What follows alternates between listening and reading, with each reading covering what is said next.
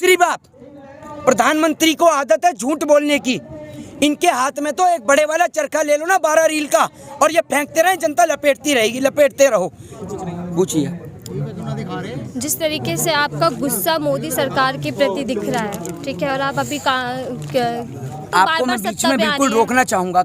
आपने जो अभी बात कही है ना, कल यही बात रिपब्लिक भारत का एक पत्रकार आता है स्टिंग करने के लिए, और ऐसी में बाइट दे रहा था, उसमें बीच में पूछिए। जिस तरीके से आपका गुस्सा मोदी सरकार के प्रति दिख रहा है, ठीक है, और आप अभी कृषि कानून के विरोध में यहाँ पर गाजीपुर बॉर्डर पर हैं, आपको क्या लगता है कि हम सिर्फ बड़ी बड़ी बातें कहकर या सरकार के प्रति गुस्सा दिखाकर सरकार को झुका सकते हैं? देखिए, सरकार तो आपको मैं बीच में बिल्कुल रोकना चाहूंगा। आपने जो अभी बात कही है ना, कल यही बात रिपब्लिक भारत का एक पत्रकार आता है स्टिंग करने के लिए, और ऐसी में बाइट दे रहा था, उसमें बीच में घुसता है और वो यही कहता है कि आप हाइपर क्यों हो रहे हैं।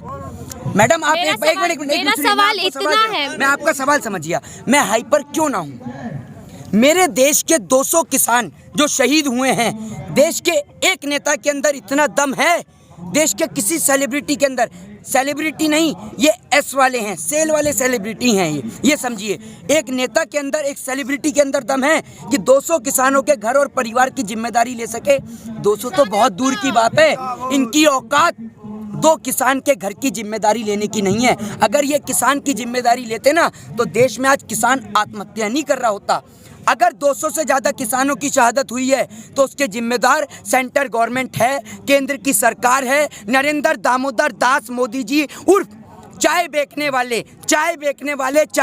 वाले और तड़ीपार गृह मंत्री हैं, सीधे तौर पर हैं। वो आके बीच में कहते हैं कि आप बोल तो रहे हैं कृषि कानून को, आपको ये पता है। उन्हों का काम क्या है, यहाँ से ऐसी खबरों को लेना जो वहाँ जाकर चैनल पे उनको कट पीट करके उनको दिखाया जाए गलत स्वरूप में कि देश के किसान।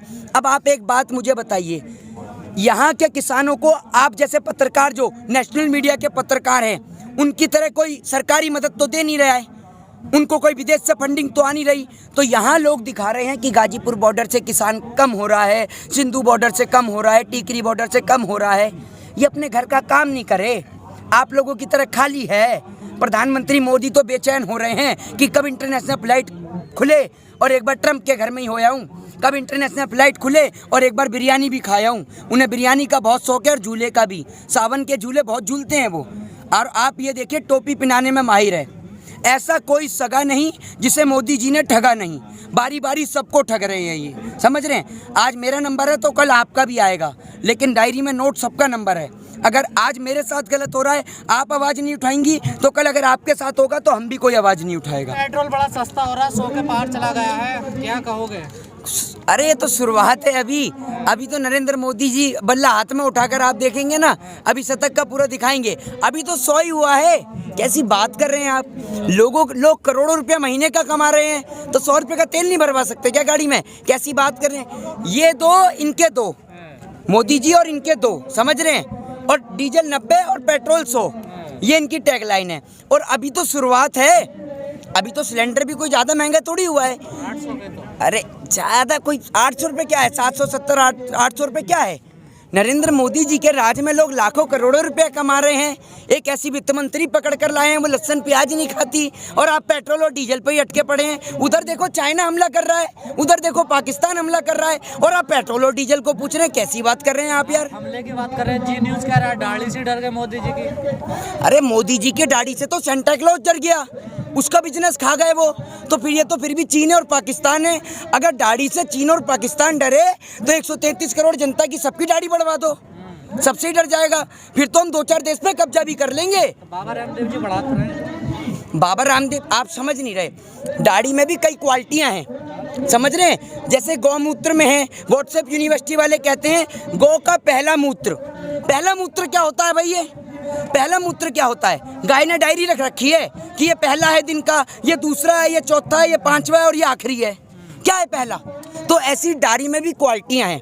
बाबा रामदेव की काली है तो झांसाराम नरेंद्र मोदी जी की ठीक है, जुमले जीवी की, रंगा बिल्ला प्रॉपर्टी डीलर वालों की सफ़ेद है। इसमें भी कई क्वालिटियाँ चल रही हैं, तो आप कौन सी क्वालिटी की बात कर रहे हैं ये बताइएगा। मोदी जी की कौन सी है? मोदी जी की तो सफ़ेद है। तो उसी को कह रहे हैं। हाँ, तो भैया आप नरेंद्र मोदी जी के ऊपर पीछे ही पड़े हुए हैं। देश हित में इतना बढ़िया काम कर रहे हैं, अपनी घरवालियों को छोड़ दिया उसने। घरवालियों को कह रहा हूँ, घरवालियों में तो बहुत सारी आ जाएंगी, समझ रहे हैं, उनसे एक ही नहीं संभली। सर वो तो पर्सनल लाइफ है ना उनकी, आप उन पर क्यों उंगलियां उठाते हैं? कैसे पर्सनल लाइफ है? आप तो एक बात फिर भाई बताओ, आप उस काने से जाकर क्यों नहीं पूछते? उस बाबा रामदेव से, वो 2.25 आंख की आज तक 2 नहीं बना पाया, उससे आपने कभी सवाल करा है?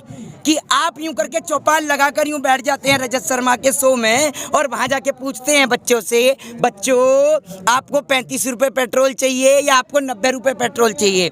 आप किसे वोट देंगे? जो आपको 35 रुपये पेट्रोल देगा उसे देंगे या जो 90 देगा उसे देंगे? आज उस काने से पूछो कि जब तू सभी कुछ बना ही रहा है पतंजलि में, तो पेट्रोल भी बनाना शुरू कर दे। समझ रहे हैं? ऐसा है, आप नरेंद्र मोदी जी की आपकी आदत है खराब, आप उनके हाथ धो के पीछे ही पड़ गए हैं। नरेंद्र मोदी जी देश को फिट इंडिया बना रहे हैं। पेट्रोल और डीजल के दाम इतना बढ़ा देंगे कि भैया हर आदमी पैदल चलने लग जाएगा।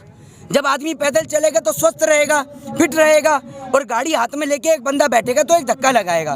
फिट इंडिया बनाने का काम चल रहा है नरेंद्र मोदी जी का, आप पीछे ही पड़ गए हैं। मुझे शिक्षा चाहिए, ना स्वास्थ्य चाहिए, ना रोजगार चाहिए, मुझे सिर्फ मोदी चाहिए। ये इस तरीके के बहुत लोग हैं अभी देश में, आप देखते रहिए। ये कोई आपको ये लोग मिलेंगे नहीं।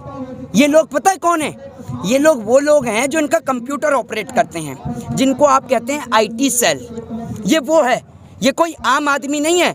आम आदमी आज सड़क पे परेशान है, देश का किसान आज सड़क पे परेशान है। और आप जिस सरकार की बात करते हैं ना, जो सरकार नारा देती है आत्मनिर्भर का, आत्मनिर्भर भारत, वो आत्मनिर्भर जिसको 3 बार गृह मंत्री जी आत्म और आत्म करते हैं, फिर भी आत्मनिर्भर नहीं बोल पाते। एक पत्रकार उनसे कहती है आत्मनिर्भर बोलना चाहते हैं क्या आप? वो कहते हैं हाँ। तो आप ये सुनिए, उस आत्मनिर्भर की बात करने वाले देश के गृह मंत्री स्किल डेवलपमेंट का बजट कम कर देते हैं। ठीक है, सबका साथ सबका विकास कहने वाली देश की भारतीय जनता पार्टी की सरकार अल्पसंख्यक विभाग का बजट कम कर देती है। किसानों की आय दुगनी करने वाली सरकार देश में कृषि बजट घटाने का काम कर देती है। और सबसे बड़ी बात, 8.5% कृषि बजट में कटौती की गई है। 2 प्रकार की मंडियां बना दी गई हैं। एक मंडी जो निजी मंडी है जिसमें टैक्स नहीं लगता, एक मंडी सरकारी जिसमें टैक्स लगता है। और आप जिसकी बात कर रहे हैं ना, MSP, न्यूनतम समर्थन मूल्य, देश के प्रधानमंत्री जी बिल में ऐड क्यों नहीं कर देते? आप MSP चिल्ला के कह रहा है MSP। पहले तो आप गुटखा थूक के बात किया करिए। MSP की जो आप बात कर रहे हैं ना, MSP हर एक किसान को हर एक फसल पे नहीं मिलती, ये बात को आपको समझना होगा। तो या तो प्रधानमंत्री लिखित में दें, कानून में ऐड क्यों नहीं कर देते लिखित में कि MSP हर एक किसान को मिलेगी और हर एक फसल पे मिलेगी। दूसरी बात, आप इतने सारे यहाँ पत्रकार खड़े हैं, आपने एक स्कूटी परचेज करी शोरूम से, अब आप उस स्कूटी को बेच रहे हैं, तो उसका दाम आप तय करेंगे या फिर जो आपके नीचे किराएदार रहता है वो तय करेगा? कौन करेगा तय?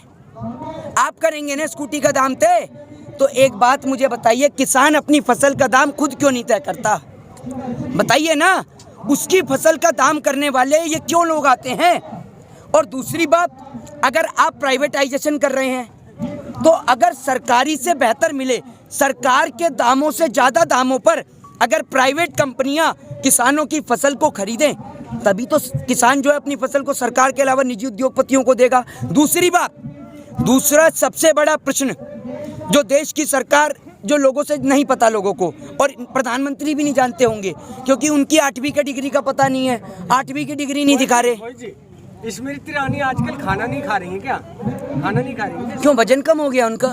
नहीं, सिलेंडर पहले लेके घूमती थी, आज शायद गैस महंगी हो गई है तो शायद नहीं बना रही। नहीं, वो उनका ऐसा है ना, देखिए ये सारे बहुत बड़े नौटंकीबाज हैं, समझ रहे हैं आप। इनकी स्मृति ईरानी को देख लो और एक इनके काने को देख लो, 2.25 आंख वाले को, मिंटिया को, ठीक है। दूसरी ओर आप उन्हें स्मृति ईरानी को देख लो, सारे एक से बढ़कर एक कलाकार हैं। एक वित्त मंत्री कह देती हैं, वो तो शुक्र है आपने इनसे भी प्रश्न नहीं करा।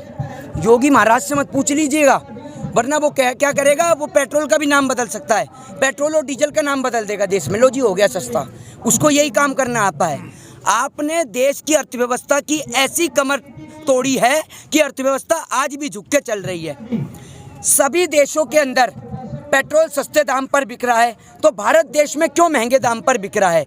दूसरी बात, प्रधानमंत्री को आदत है झूठ बोलने की। इनके हाथ में तो एक बड़े वाला चरखा ले लो ना 12 रील का, और ये फेंकते रहे, जनता लपेटती रहेगी, लपेटते रहो। इनका वो हाल है, इतनी लंबी लंबी फेंकते हैं कि इनको खुद समझ में नहीं आता कि कहाँ तक की फेंक दी। नोटबंदी के समय, ये मैं नहीं, प्रधानमंत्री नरेंद्र दामोदर दास मोदी जी कहते हैं कि नोटबंदी के बाद देश के अंदर 3 लाख करोड़ रुपया काले धन के स्वरूप आया। अगर 3 लाख करोड़ रुपया काले धन के स्वरूप आया तो 1 लाख करोड़ रुपया हमने जापान से उधार मेट्रो के लिए क्यों लिया? वो 3 लाख करोड़ रुपया में क्या आपने शादी ब्याह रचा दिए सबके?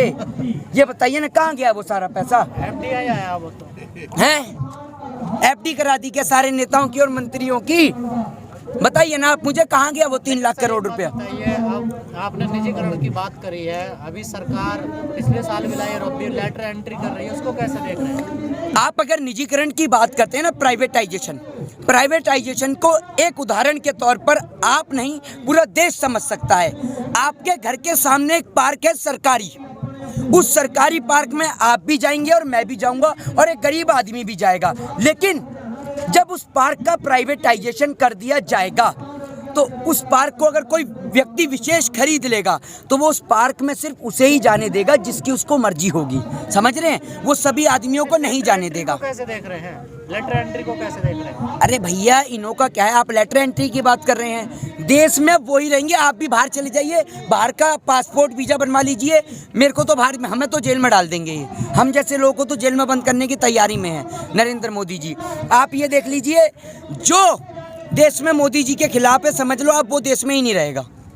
हम नरेंद्र मोदी जी के विरोध में बोलते हैं तो हम खालिस्तानी हैं, पाकिस्तानी हैं, हम आतंकवादी हैं, हम टेररिस्ट हैं, लेकिन कल ही अगर मैं कच्छा डालूं ना खाकी कलर का तो मैं देशभक्त हो गया।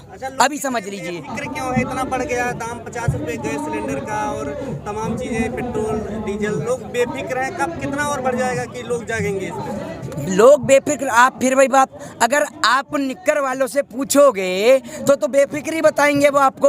उनको काहे की फिक्र? अगर उनको इतनी फिक्र होती देश की तो जब सारा देश अंग्रेजों से लड़ाई लड़ रहा था वो अंग्रेजों को सलाम ठोकते क्या?